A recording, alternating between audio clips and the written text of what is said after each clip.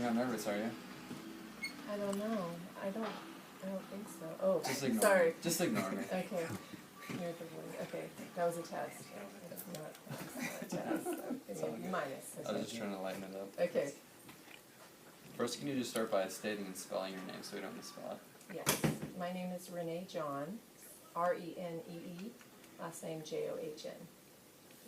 And what was your title? Yeah. Director of Youth and Employment Programs. Okay. At?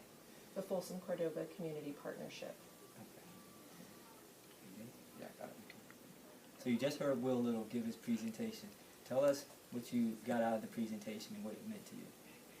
Well, I was really inspired at the participation that the youth in the group were really engaged in what he was saying, and he really seemed to have a lot of credibility with the group.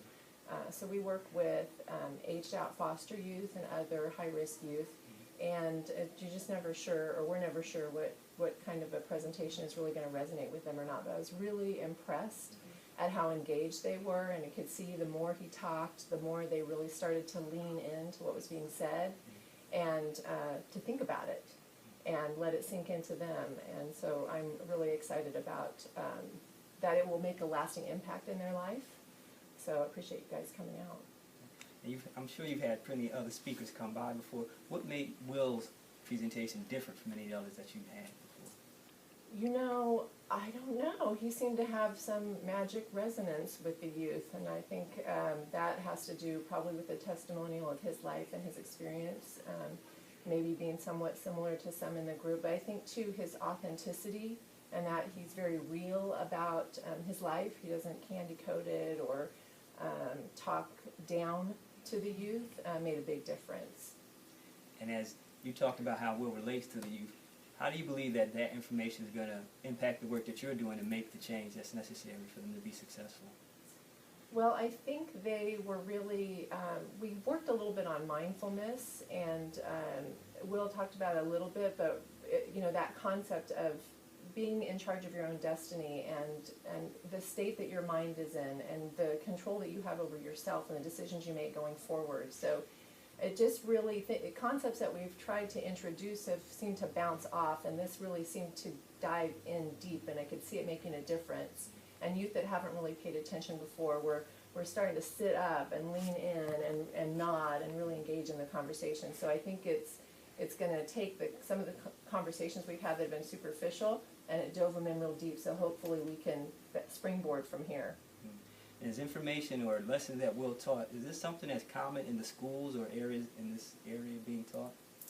Not with this level of authenticity. I think there's a lot of us trying to do good work, but we don't have the credibility or the testimonial that really resonates with the youth, so it's not really getting down deep enough to really start to lift them up. So this was something that was a one-of-a-kind opportunity, and we're grateful for it. Awesome. Now, of course, Will was giving a presentation to the youth, but we were in there as well. So what is something that you took out of it that can impact your life personally, if you don't mind sharing? Well, I liked his story of faith and moving forward kind of without having the whole path laid out before you, when he talked about the Beat It video and Michael Jackson, and I can picture it right then, and as it lights up as you're walking forward, and it's just taking that first step. I think that's the scariest step, is that first step, so that goes for all of us. Mm-hmm. Yeah, that's for sure. And also, one key lesson, one key nugget, what would that be for you? One key nugget would be believing that you can do it. Believing that I can do it, or being able to plant seeds deep enough for the youth or adult that I'm working with that helps them believe that they can do it. I think maybe we know they can do it, but we don't state it outwardly enough that we believe in you. And saying the word believe, not any other word, but that word, I think that'll make a big difference. That's awesome. And last question, we talked about the One Life Fully Lived conference. What do you think about that, and are you going to be able to attend? Well, it sounds fantastic. I'm not going to be able to attend because my mother-in-law is moving in with me this weekend.